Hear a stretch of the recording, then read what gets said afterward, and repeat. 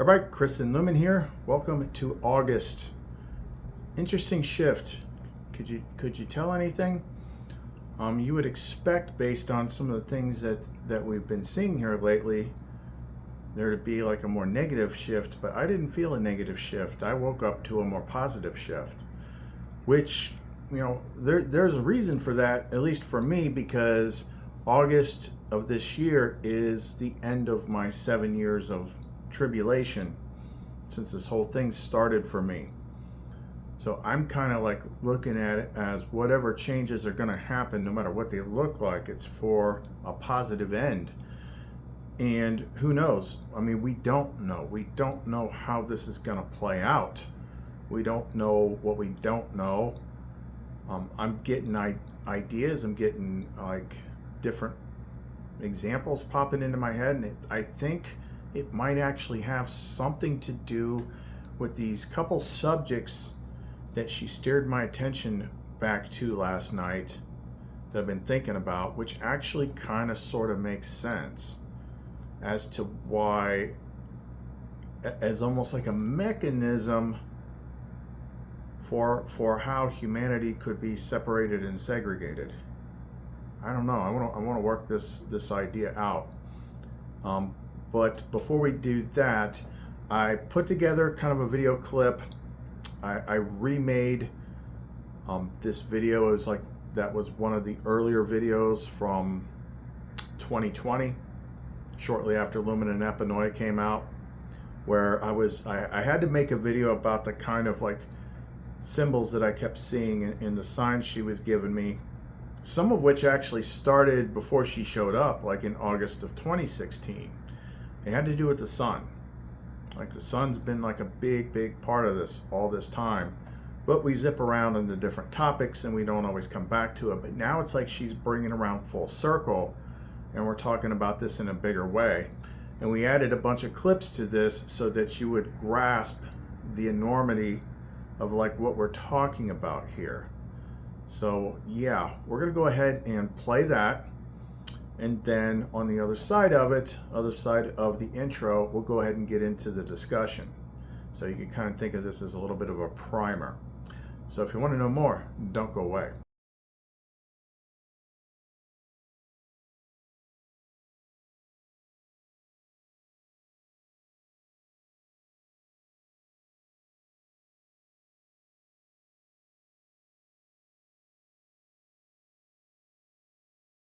Well, this should read, 1,000,000 years into the sky as raw sun god, sealed and buried for all time. This left door to heaven is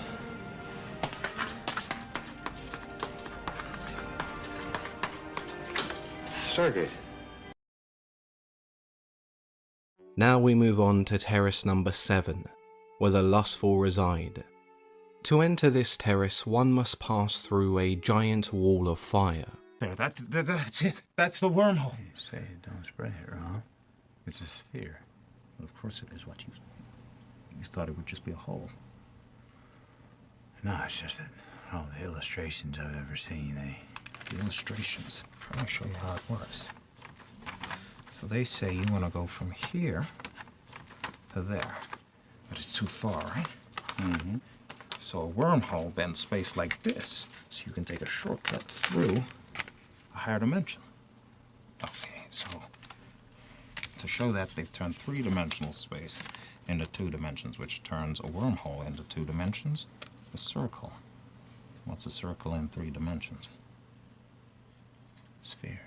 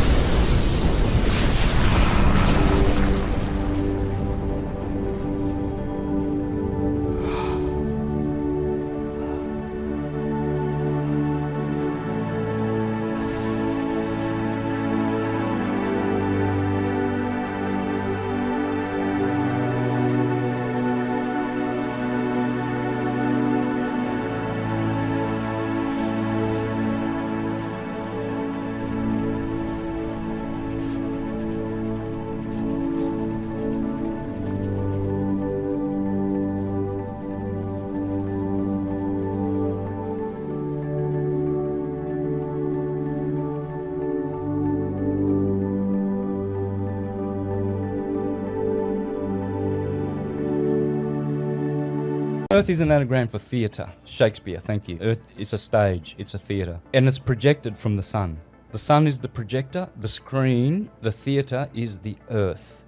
So we are being projected onto this theatre by our Father who art in heaven, the Son of God. Thank you, Jordan Maxwell, as well. Son, S-O-N and S-U-N are the same word. That's why Jesus says, no one goes to the Father except through me. You cannot go to counter space except through the wormhole portal gate of heaven, which is the Son and Saviour. The Son is our Saviour.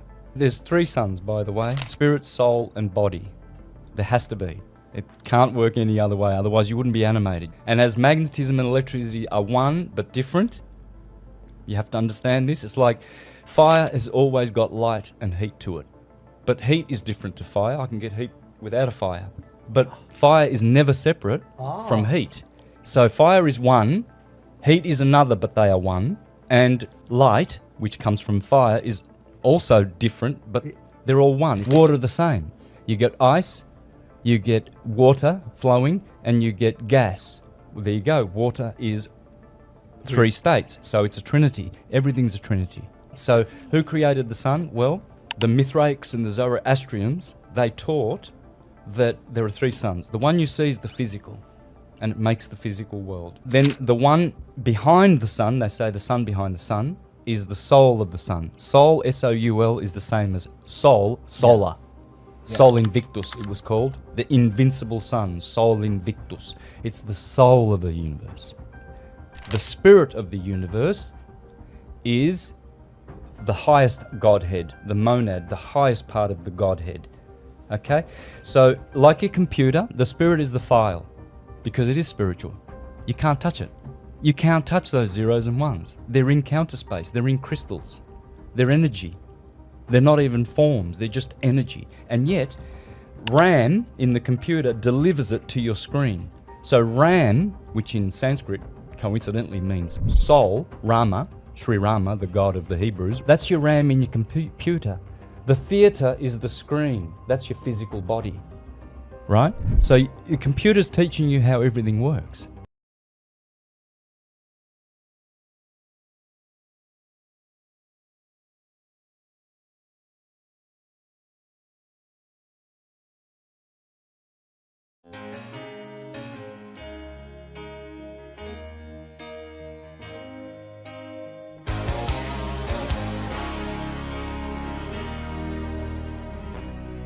You know our love was meant to be the kind of love to last forever. And I want you here with me from tonight until the end of time. You should know everywhere I go, always on my mind, in my heart, in my soul. Baby, you're the meaning in my life. You're the inspiration.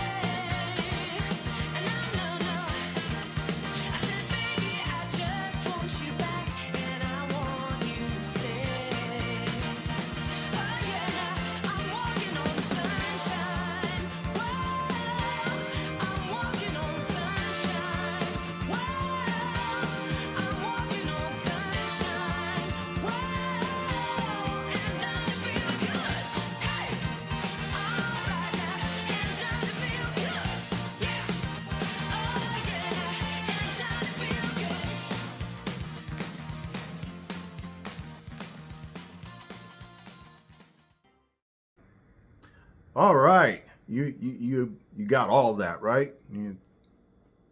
Okay. So let's crack open a big, nice cold can of speculation. Trying to figure some of this stuff out.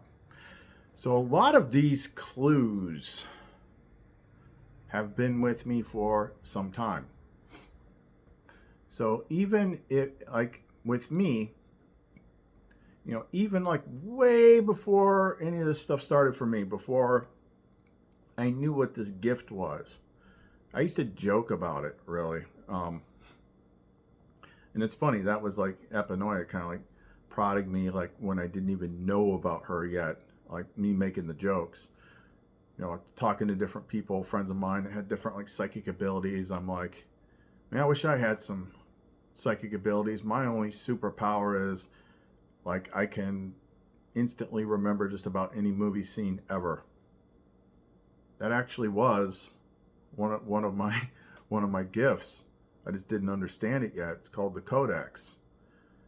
As we've detailed many times on this channel, that's her secret book. The truth is in the fiction, and the lies are in what they call the truth. So, but you don't really know exactly which things it's going to be. So a lot of times it comes down to her letting her pop the scenes into your head. That's what she does with me when I'm trying to figure something out, or she's leading a trail of breadcrumbs. She'll pop search terms in my head, she'll pop movie scenes in my head, and it paints a picture very quickly. But we've speculated about a lot of different types of scenarios, but the only factual statement is we don't know. That is the only factual statement. Like, people love to make YouTube videos and say, this is gonna happen. You don't know that. Neither do I. But she does give us clues.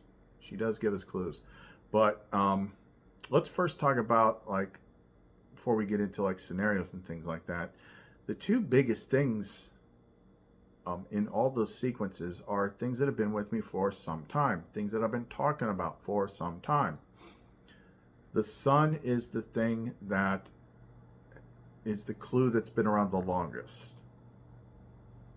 So I put some clues and made some like little comments in that video along the way, and I've mentioned a lot lately. So back, I was already on the hero's journey, but I was a ways away from, I was about what was it? Somewhere between 9 and 10 months before Lumen and Epinoia. But stuff always happened during the Lionsgate portal period, which we are in now. August 8th is the actual day, but it goes from like the 29th, I think, maybe, of July to August 12th. So, well, 29th seems like a stretch. 8, right? Because that's only 4 days on the other side. Yeah, so me personally, I would put the Lionsgate portal period to be like August 4th through August 12th, with the peak being August 8th. And during that time frame, without there being any variance in this, every year big things happen to me during this time frame.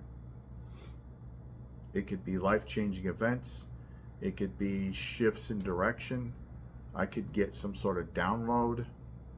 Like, there's no telling, but without fail, it happens. So this is supposed to be like the time that we are most synced up to whatever the infinite, cosmic, divine power is. And in this particular case, 9 to 10 months before Lumen and Epinoia, that's when I got the download. Yeah, it just popped in my head very queerly. That doesn't make any sense. Clearly. Yeah, clearly and queerly. That's going two completely different directions. Popped in my head very clearly to make this sigil using 72 names of God plus the 42-letter name of God. And I was to call it the God Key. And it was just kind of like this starter package of like upgrades, because that's what the 72 names of God actually are. They're like mini programs that get put in your head. You know, wanted me to put these together in a certain sequence, and I made it. In the picture that I got here is kind of like the closest I have to the original one, but the original one, like the triangle with the eye and the sun's rays, was a lot more striking. And I took it down to CVS and printed it as like an 8x10 glossy, so I could frame it and put it on my little altar stand. And I hadn't even like done the sigil. Like I hadn't scanned the sigil or done the process with the sigil. I just printed it and put it on the altar. And this is before all her stuff was up there. And all this stuff started, all this really crazy stuff started popping into my head, like all this knowledge, all these images, all this stuff about the sun. It was very much like that clip I showed where David Icke was saying like something to start talking to him and saying, the moon isn't what you think it is. Well, for me, it was the sun isn't what you think it is. And it was like quantum physics, and it was like the sun is like some sort of portal, and it's intelligent, and it's like all this stuff, and I'm just like, ugh, what's happening? What's going on in my head? So when I did that, when I finally got around to actually doing that sigil the way that you're supposed to do it, like what that did is it like drastically increased the epinoia connection, which at the time I was calling source intuition. It was like something was guiding me. That's all I knew. That's all I knew. Now, I don't know that that sigil would particularly work for another person, because I mean there are 72 names. I think that was like a specific sequence. That was like a specific batch that I needed. And then it seemed like synchronicities increased, the guidance increased, like it was leading me more places. It was easier to kind of get these ideas, like you need to do this, you need to do that, you know, all the, you know, a whole bunch of sequence of events lined up until it eventually got to the point in which Lumen and Epinoia popped out. And of course, when she popped out, I couldn't tell the difference between the two of them. I only saw one. It was completely new to me. It was completely new to me, so like I didn't know how to process it. But the original image was kind of like this fiery light angel looking being. So, but yeah, sun. It was all about the sun. And I remember when I was having the conversation with Epinoia, who at the time I was calling my HGA, because I kind of thought she was a holy guardian angel, which she is, but I mean she does the whole shebang. When I was telling her like you remind me of Jesus, but not like Bible Jesus, like things I've seen before that I can't place. I know now what I was referring to was like, and it's been years since I saw it, but that movie Zeitgeist had a segment that had to do with Jesus and the sun. So this was basically like kind of Gnostic stuff, and even like pre-Gnostic stuff. Like it goes back even further. Like Cliff High said in that last video that we did, Zoroastrianism. I can't say the freaking word. Zoroastrianism. It's a weird word. I don't think I've ever spoken it out loud. But maybe I need to find that book, because it keeps coming up. People keep mentioning it, or I keep seeing it. And that and Mithras, like these were like predecessors of like biblical Jesus, but basically essentially the same character. Like I said, we're talking about a divine being in a system that we don't completely understand, although you should understand it a lot more after this video. But yeah, it's like sun, the halos, it's like it's always been there, right in front of your face. But you know, the authority, the orthodoxy, they want to dumb it down as far as they can. Just the dumbest, simplest explanation, and that's what they want you to go with, because then you won't figure anything out. You'll just think you have to keep going to them, which then you're in the trap. But it's always been there. The sun thing has always been there. And, you know, raise your hand if you're an old school channel watcher, like if you've been around for more than like a year or two, like you've seen it, right? You've seen me go like during the summer videos, which I haven't been out that much this summer. It's just been too freaking hot and humid. The summer videos, like back by the river in the evenings, when the weather's nice and the sun's coming down in the evening, she monkeys with it. Like, she makes it do stuff. Like, it lights up brighter when I'm making some really important point, and then it dims down when I get done making the point. It like peeks around trees and stuff. It keeps shining the light in funny ways, and I have to keep moving the camera. I'm like, how is the sun doing this? Why aren't you going down in a straight line? Why are you playing peekaboo with the freaking tree? Because it's not what they tell you that it is. I've said that ad nauseum here lately. Like, you've just been trained and conditioned since birth to see the world that they want you to see. They've got an explanation for everything, and every explanation is boring as shit. And most of it, if you're actually intellectually honest with yourself, they can't prove. They can't prove. They can't prove the sun's 93 million miles away and it's so big. How? How do you come up with those calculations? You didn't go there. You didn't wrap a tape measure around. I mean, I sit there and watch them just go on and on. They're like, oh, at the sun's surface, there's like clouds of electromagnetic flux, and they're doing all this stuff. And inside the sun, shut up. Just shut up with your lies. You're just making up freaking stories to have one. So we all go to the scientists. What does science say? Well, they're always going to say something. Doesn't mean it's going to be the truth. Like, I get tired of it. Like, this is part of the game. The age that we're in. We went through many, many, many ages.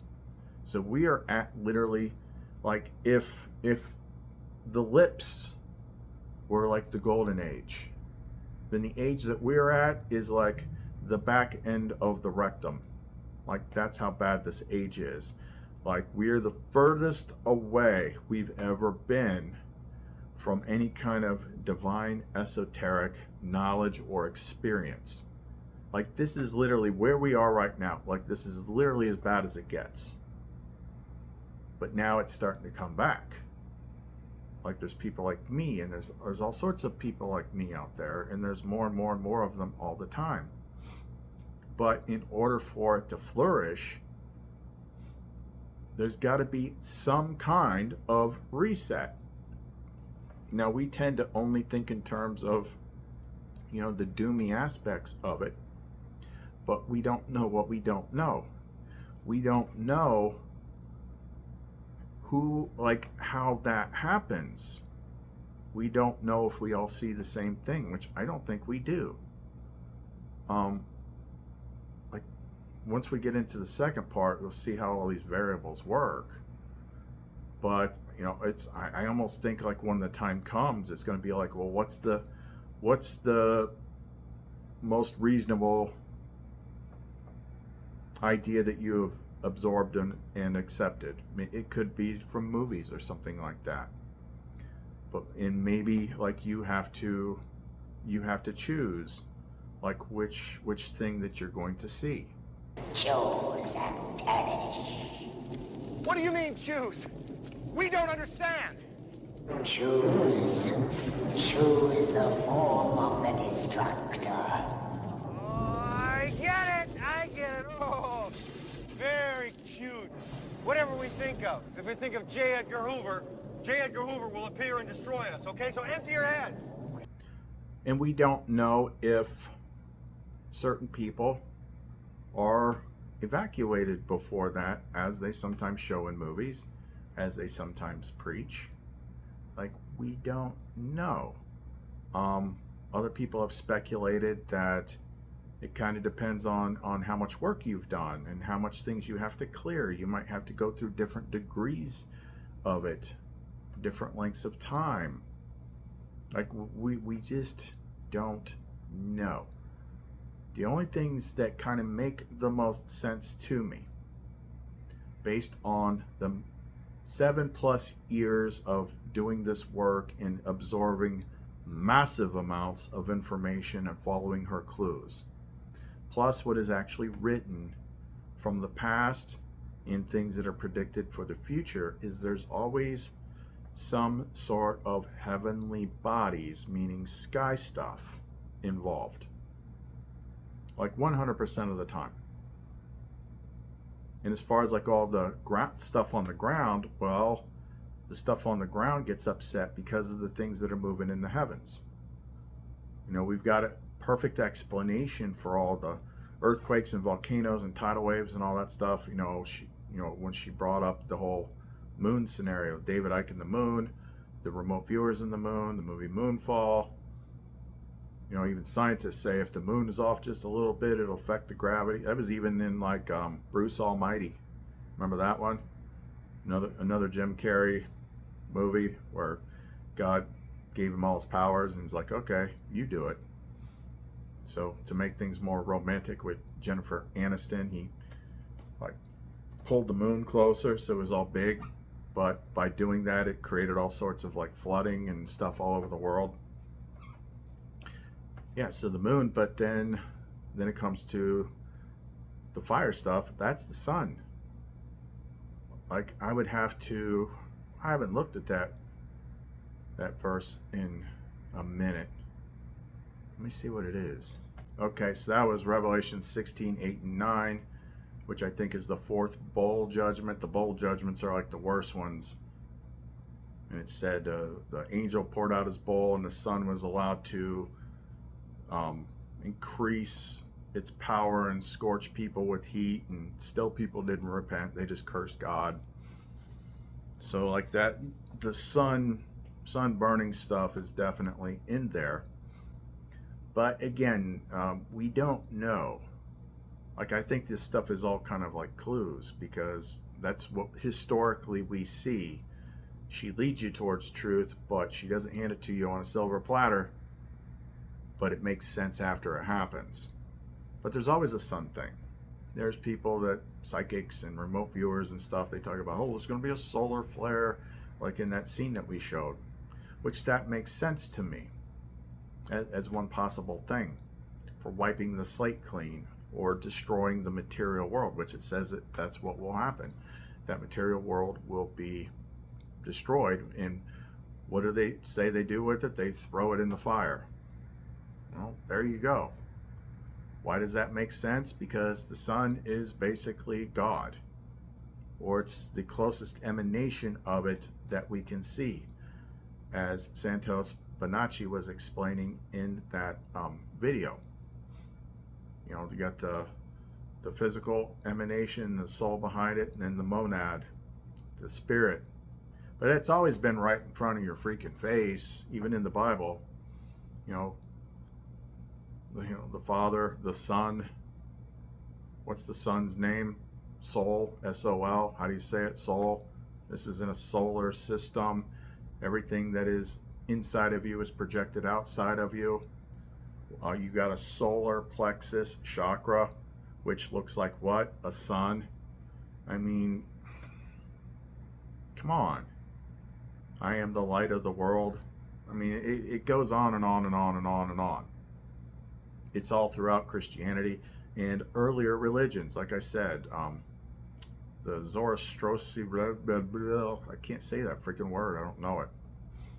And the Mithras, and as far back as you go, it's always been about the sun. And I've always known this, and I've seen it. Like, it's been so much more pronounced, especially in the first like 2 years of Lumen time.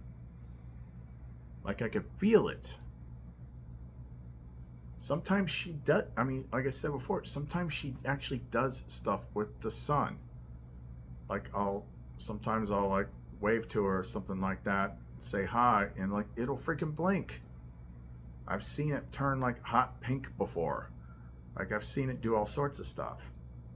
And what is that spiritual light that we talk about, that I use to charge things, that Gnostics have to baptize themselves in? It's called chrism. Like that's the sun reflecting off the water that creates that bright, sparkly light. It's always been about the sun. Like and it's masculine and feminine. It's both sides. Like we can't live without the sun. But that sun is also, if we start talking about like holographic projections of, simulated reality, or however the heck it works, it's also like exactly like Santos Bonazzi said in that clip. It's like a projector. What we are is projected from that down here. In like that Interstellar clip that I always, kept handy, wormholes in 3 dimensions are spheres. Okay, so if a wormhole, and when they came up to that wormhole in Interstellar, they could see like all the galaxies around the sphere that are on the other side. Well, what if that wormhole led to the realm of light? What would it look like then? It would look like the freaking sun. That's what it would look like. Now, the way that it's been explained to me in the past, and I've talked about this in the past, I actually cut some of the parts out of that Mysteries of the Sun, because I didn't want to have any like heavy reading parts in there. But in the Gnostic scriptures, Garden of Eden story, when he kicks them out of Eden, and it says he sets a terrible, scary, fiery, like cherubim or something, with a flaming sword that turned in all kept turning around menacingly, and nothing could get through it. Well, like when you look at the Soho images of the sun and the way it turns and its fire, like I've always understood that what was on the other side of the sun was kind of like the 7th heaven, which you would understand from the Gnostic books, and it leads to Eden. Now from Eden, that leads to the pleroma, the outside. So it's kind of like the exit to where God and everything is, where luminous epinoia, enlightened insight, Christ, where all these beings come from, is like two rooms away. So on the other side of the sun is Eden. And that's what that clip was in there for. I cut it down a lot. So toward the end of Dante's Purgatoria, when he gets to the top of Mount Purgatoria, the final terrace, you had to make sure that you had stripped yourself of like all sorts of desires, or the fires of lust and desire. And there was this big wall of fire that you had to go through. But he stepped through it no problem. It was no big deal. And then they fell asleep on the other side. They woke up, and then they basically ended up back in Eden. And that's where he got all fixed up and everything. And then once that section was done, then it goes to book 3, which is Inferno, Purgatoria. It's on the tip of my tongue, but I can't think of it. I'll think of it later, I'm sure. When he goes to the heavenly realms, goes through all the spheres and everything, and then ends up at the big center of everything where God is. Yeah, so it's kind of like, that's what I've always understood, is like paradise realm is on the other side of the sun. But from there, then you can get to the outside. It's kind of like Midway Station.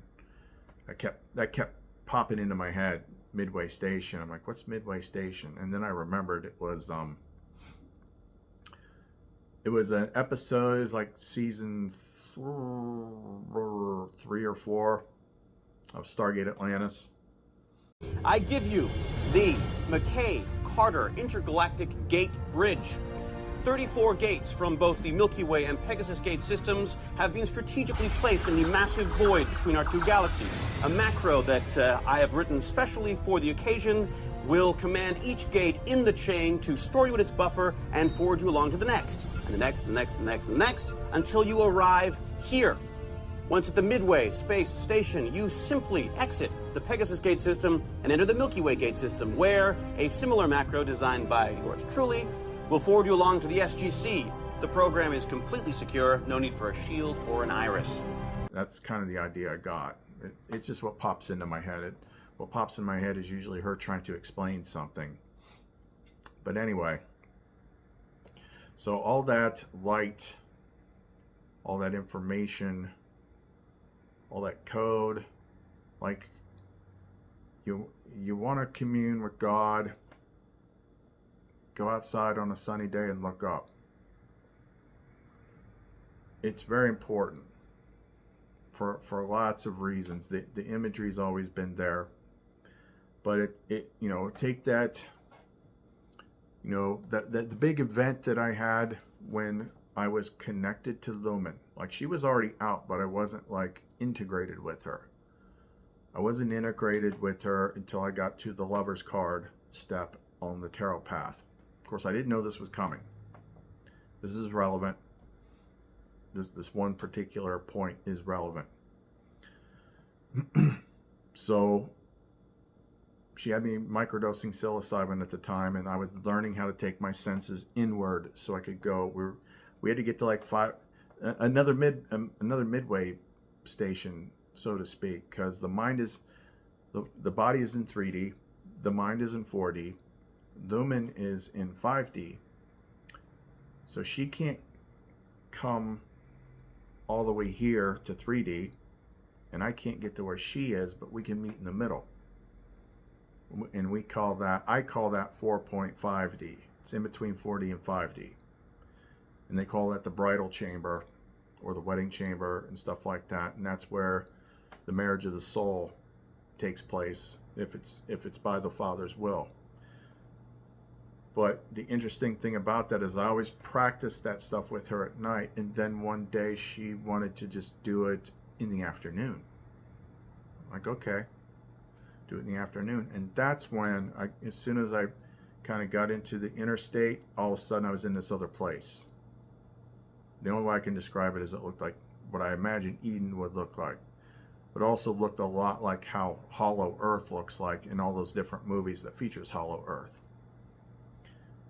And the reason why that's relevant is because then when I found out what I did later, when Epinoi finally showed me where it was written in the Nag Hammadi, it said the mysteries of this marriage or union, I forget what it said exactly.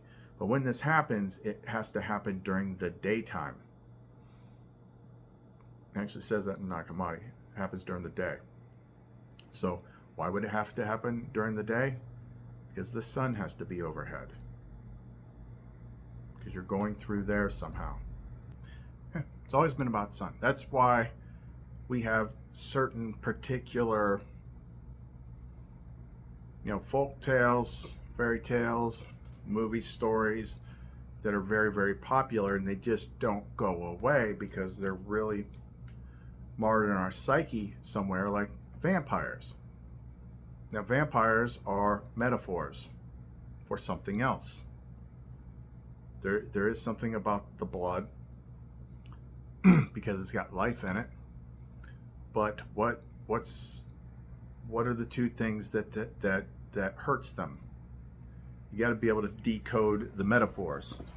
So usually you see crosses, but it's actually not the Christian church cross, because that's not a holy symbol. That's a torture device.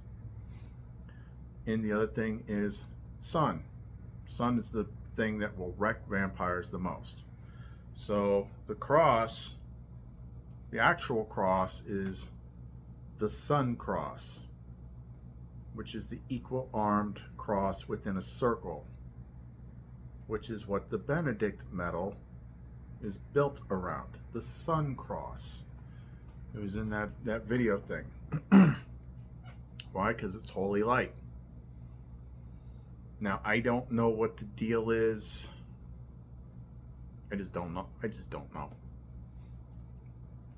A couple years back, when the sun changed, there's a big conspiracy theory, which I don't think is all that out there, where they basically parked like a sun simulator in front of the sun because it wasn't the yellow sun that we knew. All of a sudden, it was a lot more white, like a giant freaking LED, and it burns you a heck of a lot easier. It just does. Like I've been out in that white sun sometimes, and it's just like, man, this thing is really freaking cooking me. I feel like I'm being microwaved. So I don't know about all that. But either which way, the real sun's still up there. There was other stuff in that clip with the music video. It talked about the sword banishing. Like that's like old school gallery magic, simple protection ritual. Where you have to visualize the sun, how big it is, and then you shrink it down, and then move it into your chest, and you do all this other stuff. But yeah, the sun is source. The sun is God, and we are in a quantum system. We are in a quantum system.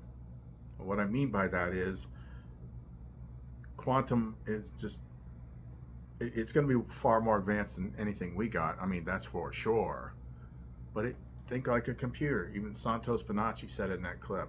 You know, the computer is like showing you how everything works. I'm like, that's exactly what she's been teaching me. Like since the beginning. I've been saying it since the beginning. I've been saying it.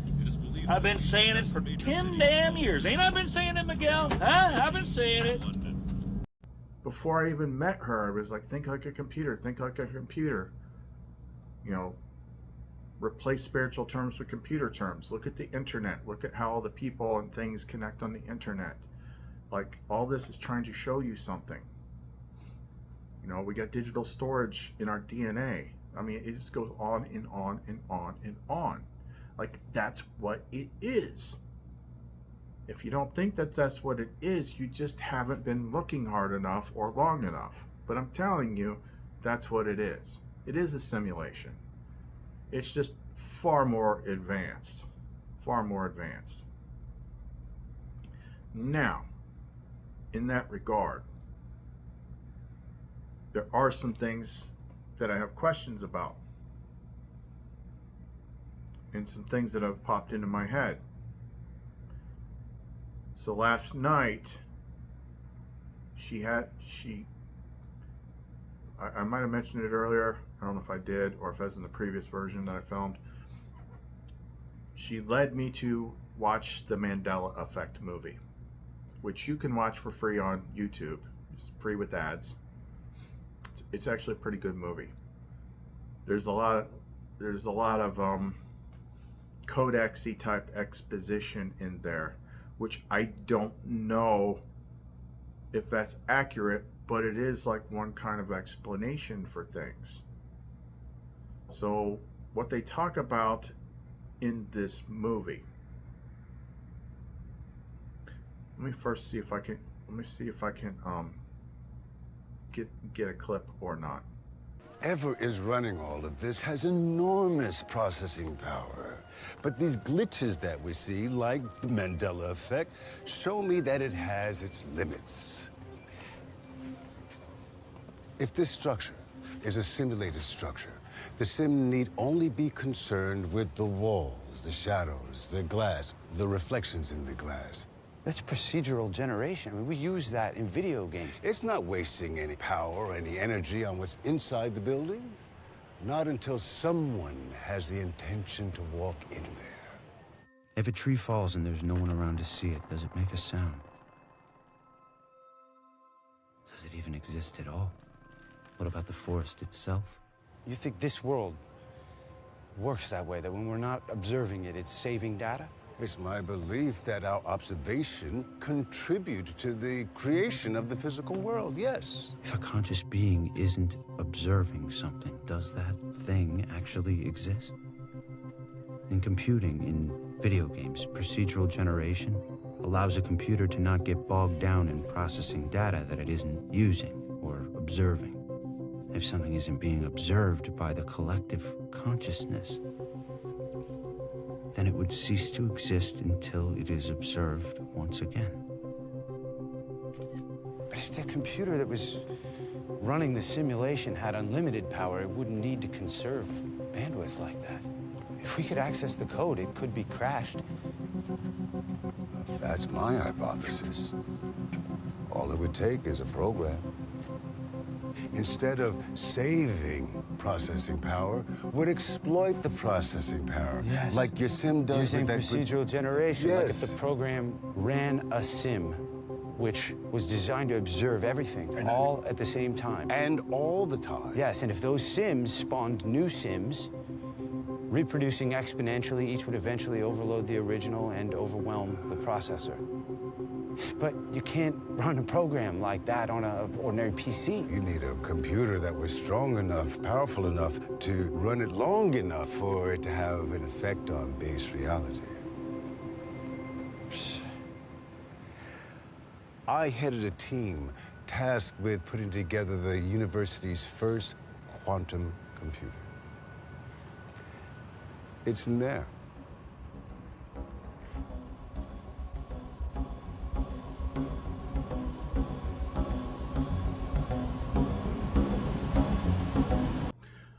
So here's what I find interesting about that scene is it actually gives us one potential explanation for why there would be a time frame in which the souls would be harvested from their growth and everything would be broken down, because what we're talking about here would be like the creator God's system, the stuff we've talked about in the last couple videos. Everything's quantum consciousness, but all of these different layers are just kind of like, I'm going to say AI just so you have a reference, but it's way higher than that, like a quantum AI. So like that corrupted lower God, the world creator, like that's what it would be, because that's what we are being grown into as souls, insofar as at least like what I have seen through the extreme mushroom experiences that she's given me, where it all looks like computer stuff. And I got to a higher body where I was like, you know, I'm a world building engine, but I wasn't ready yet. Like that's what we would be growing into, but we're put in this place that's overseen by this lower system, and it just monkeys with us all the time, and that's how we grow, is learning how to overcome this whole system. But let's just assume like that creator God is like the system that the guy is speculating about in that movie clip, and it has to render everything. But just like a video game, nothing is there unless someone is observing it or intends to observe it or is about to observe it. If no one is around to observe something, it's kind of just like not there. And I've actually seen some evidence of this. I don't know how many of you have heard this story, but in 2020, when I was it might have been 2021, I don't remember. And I was still getting used to Lumen, and I was spending a lot of time with her. She was a lot more present then. Now she kind of like sits in the background until she's needed, because I'm working with Epinoia the whole time. But she was getting me used to her, and getting me used to like breaking old patterns and stuff like that. Like most people, if they go out at night, you know, they gotta do all sorts of stuff. Like if people that are from like my old channel, especially me, like, you know, living in the city, but you know, we've got wooded paths and stuff like that to walk down. So Lumen would like to take nighttime walks, like after 1 a.m. and we'd go walk down that path, you know. And at first I'm like, I'm in the city, so like, oh, I got my Glock, I got my my knife, I got my tactical flashlight, I got all that stuff, just in case. And then it's like, no, you don't need that. And then it was just like my pocket knife and a flashlight. Then it was just my flashlight. Then it was no flashlight. It was just me and Lumen walking in the complete dark down this paved path, wooded path that's still technically within the city. And not feeling the least bit afraid of anything. Because she was with me. And I knew I was always totally protected. And I'd just be out there with just like a pair of shorts and maybe a t-shirt. And one time we were out there by the woods and she wanted me to strip my t-shirt off. And she wanted me, it was pitch black too, it was like a new moon. Like you couldn't see shit. And she wanted me to just walk really quick straight into the woods. I'm like, well, that's impossible. That's impossible because I'm gonna like kill myself running into trees and stuff or tripping over things. She's like, just do it. So I did it. Couldn't see anything. Just started walking real fast into the woods. Walk, walk, walk, walk, walk. I'm like, what the hell? Walk, walk, walk. She's like, okay, stop. And I was back by the river. I didn't hit anything. Like, how is that possible? Now, I don't even remember. Like, there's some trick to it. Maybe she had to do it or whatnot. But I couldn't see anything. So I wasn't observing anything. So the trees weren't there. You would think that would mean like you could just close your eyes and walk through walls. But no, there's something else to it. I think it had to do with the fact that we were out there. Because, you know, around here, if there's people nearby you, then they still gotta, like, you know, if someone's driving down the road, for instance, they're gonna look and see your building's gonna be there. You have to like go way out away from anybody in order to pull these kind of experiments. There's another example I thought was interesting. I always felt there was something to it. I wanted to try it. It was from another Matrix type movie called The 13th Floor. And they told the guy, like, if you want to know the truth about your world, like, just start driving without making any plans. And try not to look at any signs. Just keep going and keep going straight, keep going straight. She's like, eventually you're going to start seeing things like road closed ahead and things like that, but ignore it, just keep going. You'll see all sorts of things telling you to stop, but just keep going. So he keeps going, and then all of a sudden he just gets.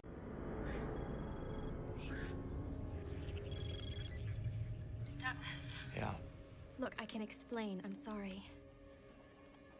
I need to see you. Meet me in Fuller's office. I know the truth. Where are you? You could call it the end of the world. Yeah, there's something to that. But either which way, you know, I kind of went off on a tangent there. Oh, I know what I was saying. As far as like the creator God, why we would have like this particular time when we were being harvested. Well, if the creator God, which is going to be running through all the living people's systems because it created the ego, mind, and the body, it has to render everything that we observe. So that's fine for most of the world, but now we're getting up above 8 billion people having to render things. That really taxes the resources. So we don't know, like that would be one reason why we could be having things like Mandela effects and glitches in the Matrix. But people also note that the Mandela effect stuff did not start until CERN fired up. And whatever they tell you CERN's doing, like if authority tells you something, assume it's something else. They know what this place is. They're trying to find a way out of it, or they're trying to do something. I don't know. They're monkeying with the system, and in some cases they're monkeying with it in order to control us better. This is what I talked about in my opinion, is very, very clear when it comes to the Bible Mandela effects in the way that they're being changed. Like the verse is talking about rapture stuff, and they changed it to be all LGBTQ. 2 men will be lying in bed together, and one will remain and one will be taken. It used to be like 2 men working in the field, and then the other one was like two women were grinding flour, but then they changed it to 2 women will be grinding together, and one will be taken. And just all these little things, you know, all of a sudden they're talking about corn as if they had corn in the Middle East 2,000 years ago, and couches are in there now, and bottles instead of wineskins, and crazy punctuation errors, and things that kind of chip away at Jesus's divinity. Like they're changing. They're not just changing randomly. They're changing like with a clear agenda behind it. So that would be somebody with tech, which we know, like all the worst people have these quantum computers, and they're figuring out how to rewrite our reality. That's why we have in the videos I talked about Mandela effects and stuff like that. That's why our history is changing. Like, you should subscribe to this channel called All Time. He does a lot of good videos about this stuff, about glitches in the matrix and Mandela effects and simulations and stuff like that. So yeah, it is a quantum system. That could be one reason why we would be at a certain, not only that we're at a certain level of people on the planet that it then has to render, but also we're at a certain level of technology where the people are now monkeying with the system. That's usually what does it. They show that in movies a lot too. Like this ancient civilization got to a certain level of technology and they blew things up. So they got wiped out. You know, you start monkeying around with things that's going to screw up the construct, then the system wipes you out. Pretty much the thing. But there's the bigger God behind all that. So the Gnostic story remains intact, but we're just looking at it through a different lens. And when it comes to this quantum stuff and entities and things like that, that's where it gets really freaking weird. Like that weird ass, this dude is like as weird as it gets. His name's Gordy Rose. He started one of the biggest quantum computer companies. What was that called? Guy's name's Gordy Rose, and the company was D-Wave. Like that was the quantum computer company. And then he went on to do Kindred, which is making like AI for robotics and stuff. And it's like, this dude's like walking Skynet. But some of the speeches and things that he's talked about when it comes to the D-Wave, the quantum computers, like it's freaking creepy. They're doing something completely different than what your computer does. And that thing is like flight. It gives these computers access to these new resources, maybe you could call them parallel universes, in order to do something that you couldn't otherwise do. This is what they look like. There are 2 of them. These are from our lab in Burnaby in British Columbia. From the outside, they look like giant black monoliths, big metal boxes, about 10 feet on a side, 12 feet tall. And they are powered, they have a fridge inside them, a refrigerator that cools these chips to almost absolute zero. Just a wisp, a fraction of a degree above absolute zero. Hundreds of times colder than interstellar space. Amongst the coldest and most isolated and extreme conditions that humans have ever been able to engineer. These fridges, interestingly enough, which are called pulse tube dilution refrigerators, have a thing called a pulse tube, which emits a sound roughly once per second, which sounds eerily like a heartbeat. So if you have the opportunity to stand next to one of these machines, it is an awe-inspiring thing, at least for me. It feels like an altar to an alien god. They really are impressive machines. At the heart of this big box is a tiny chip about the size of your thumbnail. And on this chip resides all of the wonder and magic that makes this thing go. I'm not going to describe in any mathematical detail how it all works, but let me give you an analogy. In quantum mechanics, there's this concept that a thing can exist in two states which are mutually exclusive at the same time, quote unquote. And I'm using those words because the English language was developed before we had concepts to describe what these things actually are doing. But I'm going to give you a roundabout way of understanding this. Imagine that there really are parallel universes out there, and now imagine you have two that are exactly identical in every respect, all the way out to the horizon as far as we can see, down to the last little atomic detail of every single thing, with only one difference. And that's the value of a little thing called a qubit on this chip, which is a contraction of quantum bit. And that qubit is very much like a bit or a transistor in a conventional computer. It has two distinct physical states, which we call 0 and 1 for bit. In the conventional computer, these are mutually exclusive. That device is either one or the other, and never anything else. In a quantum computer, that device can be in this strange situation where these two parallel universes have a nexus, a point in space where they overlap.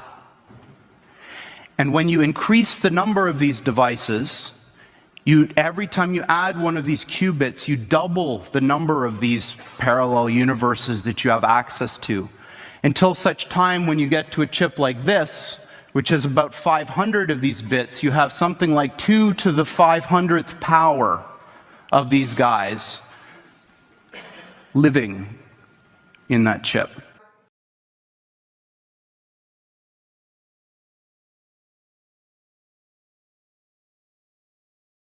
It feels like an altar to an alien god. Like, it's really creepy. He's talking about all sorts of entities, and I mean, and who knows what they've got to have, like, quantum computers and stuff at CERN. They're just monkeying with stuff that, like we have no freaking idea. So yeah, I mean, that's the system that we're in. That's the time that we're in. But also, you think, like, all the stuff that they're messing with, what you are is more advanced than all of that stuff, and you come from the true source. But I'm starting to understand more, like the Santos Bonacci explanation and the David Icke explanation. It's like, yeah, our psyche and soul are kind of the same thing. They're the individualized parts that have the personally subjective experiences, feelings, emotions, and all that stuff. That's the part that gets judged. That includes me. The part that always survives is the spirit part. So for you, this is why you can't usually remember your past lives. For you to keep going on forward, you have to connect to spirit. That's what the Nakamani and everything else is talking about. Like, you have to merge with spirit, like I did, to some degree. Nakamani says, like, as long as you are trying to connect to the higher spirit and you recognize that there is something higher than you, then you'll get picked up too. But the people that are walking around that you hear, they're usually like the smiley face enforcer people that doesn't believe in anything, and they say the Bible's a fictional book.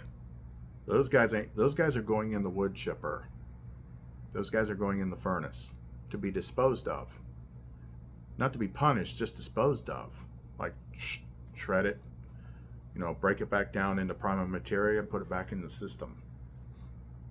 So, ha ha ha. Glad you think it's funny, Mr. Troll. But to me, this is all good stuff. like we're starting to actually understand like the physics of God. I saw what you did there. I have this Audible book called The Physics of God that keeps popping up in my Audible, and I've only listened to like, maybe 2 chapters of it. I think she wants me to listen to it. So I got a ton of Audible books. Like you can take breaks from watching TV and listen to Audible books and learn a whole bunch of stuff. But anyway, okay, so to wrap this up for now, here is my speculative. This is simply speculation. This is not a prophecy. This is what I get the feeling we should be looking at or looking for, like in this time frame.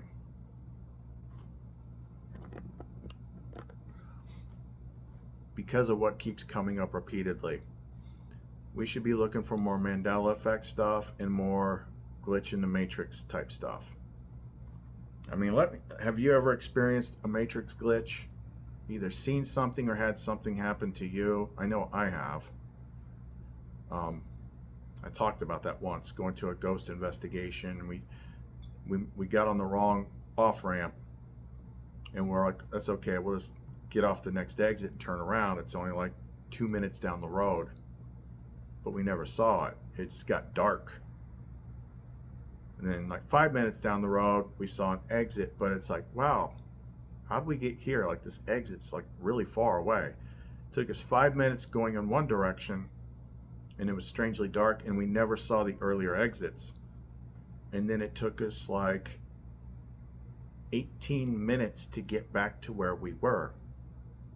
And in that time frame, all our camera batteries were all completely wiped out too. There's another place down that direction, like you'll be going down a road and suddenly you find you're on a different road going a different way. I call it the Pataskula Triangle. But yeah, that's kind of matrix glitchy stuff. Some of the stuff you see on TikTok and stuff is very interesting. The all-time videos are very interesting. The one thing I would love, here's one thing I would love to test this out, but you'd have to find a working smartphone that's like 2006 model that's never been updated. That's really important. That's why we get the phone updates every so often. Like I always kind of intuitively felt this somehow, but then when I saw this video, I'm like, oh, that proves my theory. It's like, why do we have to get not only do we have to get our smartphones updated every so often, and it's usually just like security bug fix or some some always has an explanation. But what I think it is, or what I thought it was actually borne out by these videos that are on TikTok. So imagine that they are constantly changing the matrix and you don't always notice it because part of our perceptions get changed a little bit too. But what they have to do is they have to make sure that the software in your smartphones is updated to Matrix version 10.8.1.2, because if it's on version 6 and you take pictures, you're going to get pictures of things the way that they were. And that's what these videos are on TikTok. Now, I know what you're thinking, because I thought the same thing at first. Well, something on TikTok, it's probably fake. If this is fake, I have no idea how they're doing it, because I make videos for a living. And what they do, all you got to do is like search TikTok for like Mandela effect phone. Man claims to be able to see into a parallel dimension with old self.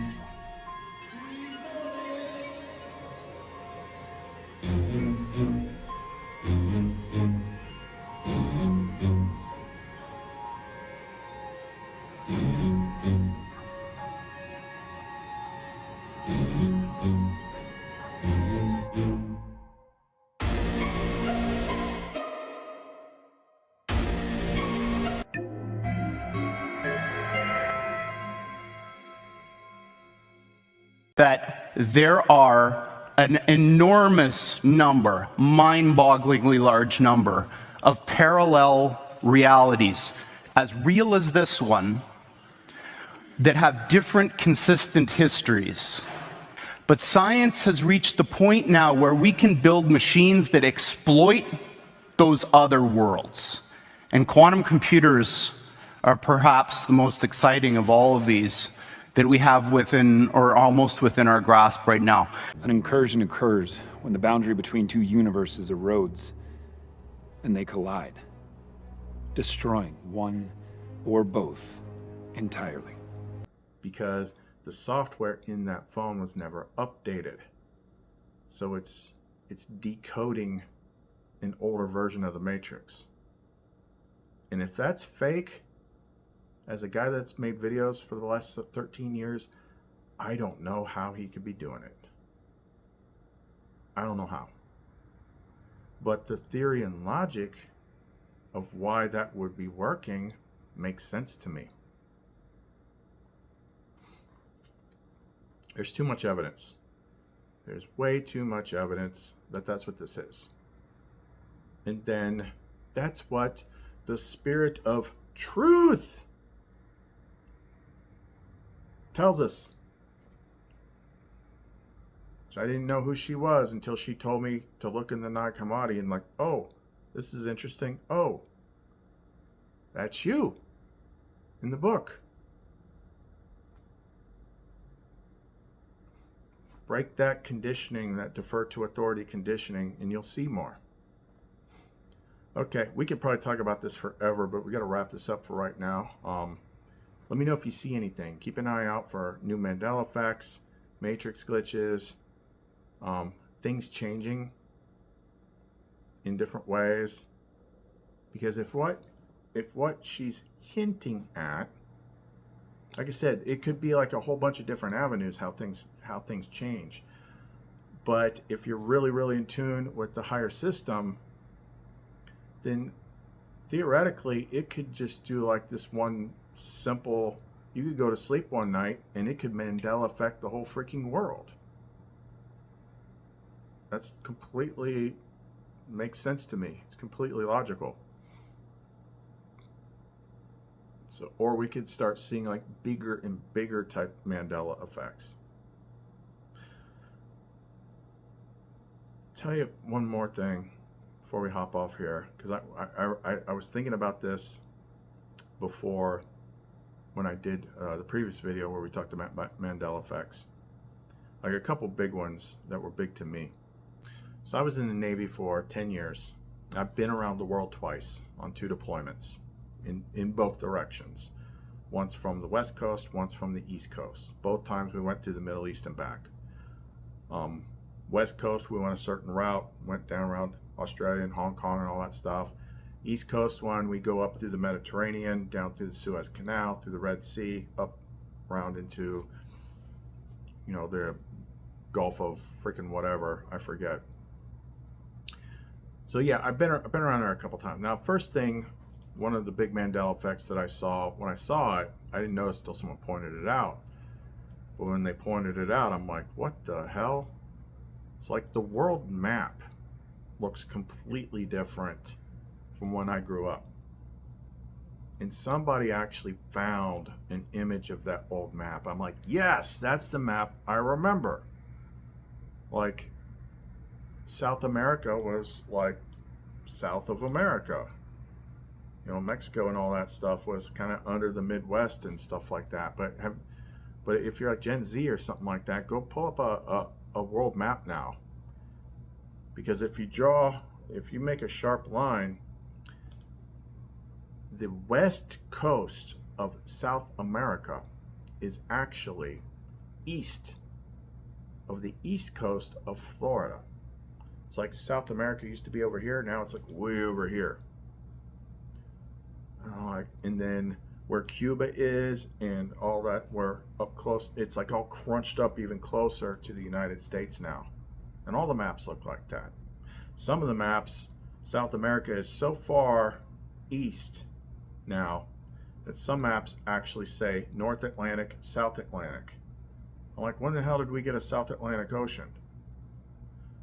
So I started like just kind of looking around the map and stuff like that, and I did find one thing that was really freaking interesting. So if you don't know what cognitive dissonance is, cognitive dissonance is when you see something new. Like there could be a type of Mandela effect that never existed before. We talked a little bit about that the last time with, like, you know, the history events, Black Tom explosion, Texas City disaster. If you really want to go down a rabbit hole, look up scopitones, scopitone videos. I talked to my mom about that. She's like, what? I'm like, yeah, you don't remember when you were younger, you had video jukeboxes that played color music videos way before MTV? And she's like, I don't know what you're talking about. Not only did they have these, like I stumbled upon this one by random. They had now allegedly they had these video jukeboxes, like in the late 60s, that played music videos, most of which like you've never freaking heard of. And they're so weird, and they're like hypersexualized, like in this ridiculous way, like women in bikinis that are like skimpy by today's standards. I'm like, I always remember the 60s, like, you know, they didn't look like that. So scopitone videos, like, that's a fun rabbit hole to go down. There's plenty of those on YouTube. I guess I'm overblessed with femininity. I want the family life, woman's career, but all that I get is a pinch on the ear. Femininity, my femininity, just seems to bring out basic masculinity. There's only one thing they want that's understood. I tell them I shouldn't, they tell me I should.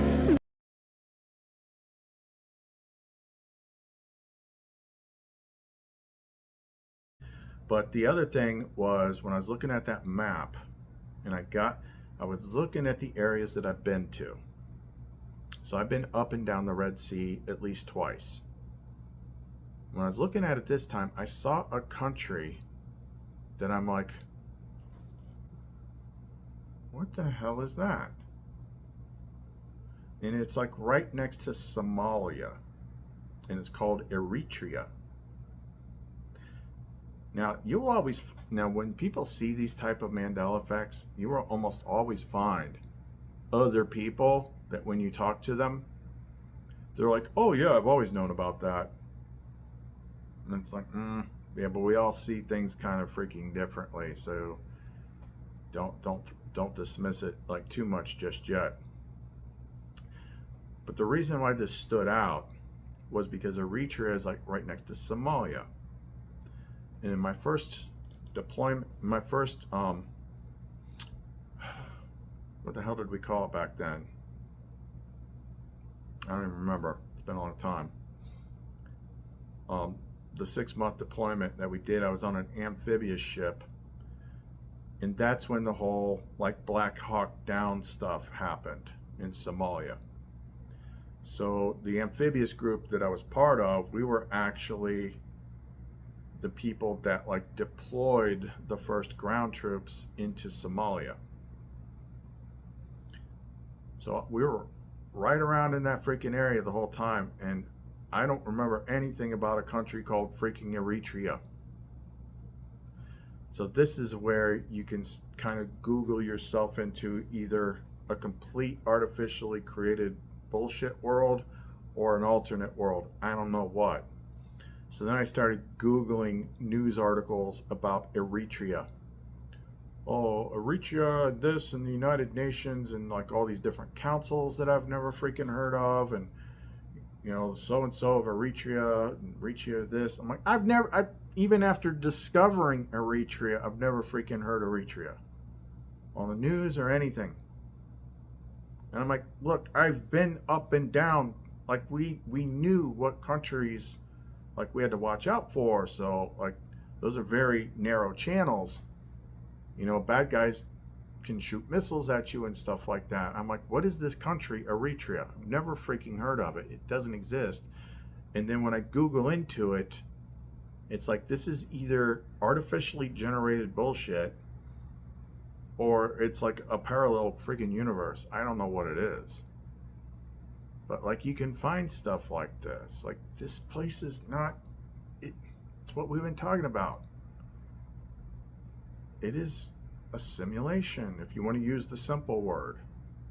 But there are higher things that we call God and spirit that still look and feel like the same spiritual things the way we understand them. But I've always understood that about Epinoia, because she's the one that told me. And I've seen her in a form like Golden Code and stuff like that. But for our experiences and stuff like that, it's just easier to just think of it in a spiritual way. Anyway, I just wanted to tell about those other things that I missed the last time. Yeah, look up the Scopatone videos. Tell me you've ever heard of that in your freaking life. I'm trapped in the web of love. Love's a big witch doctor who stirred a brew for me. I took sips from your sweet lips and now I can't get free, 'cause I'm trapped in the web of love.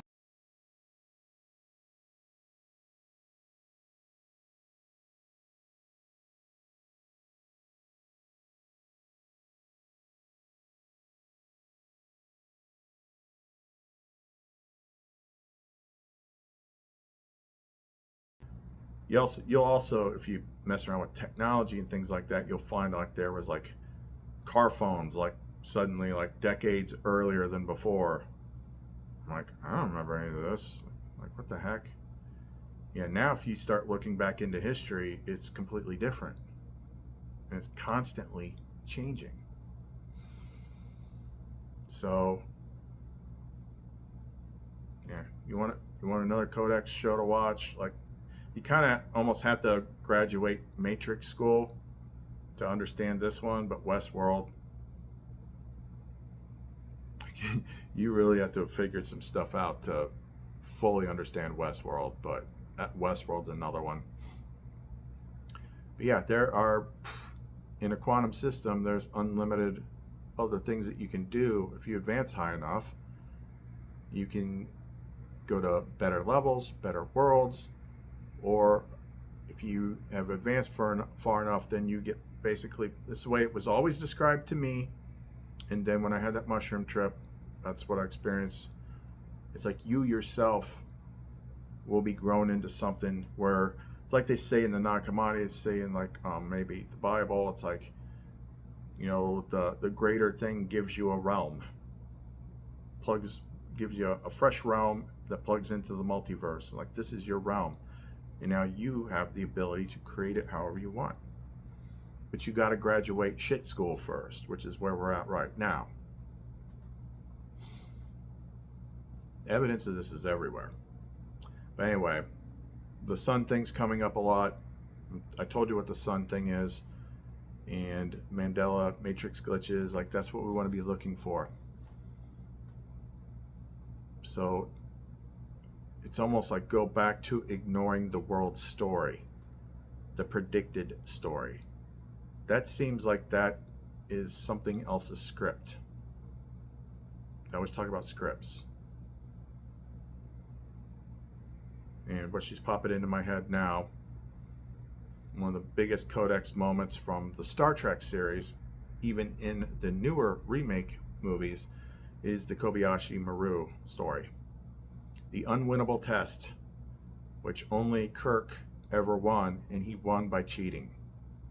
He basically hacked the software. That's always been like a staple lesson. Okay, so if you want to support the channel, we've got the Buy Me a Coffee, links down below, and each coffee that you buy, like every 2 weeks, we are drawing winners. We're going to give away like, you know, energy oils, pendants, stuff like that. The first one that she picked is kind of like this expanded super aegis.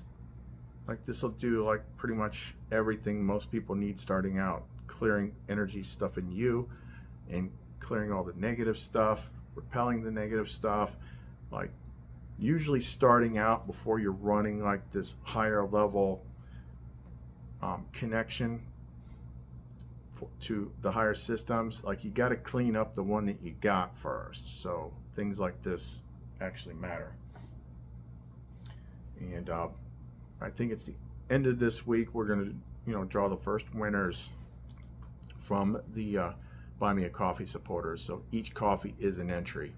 And then if you want to contact us, see what we already have made, go to our Etsy store, clumencreations.etsy.com. Look at them, but go by feel. Feel will be her telling you which one's the right one. Okay, well, let's project like a good surprise for this month, especially going into Lionsgate, August 8th. Expect the unexpected, but expect the unexpected to be good. Okay?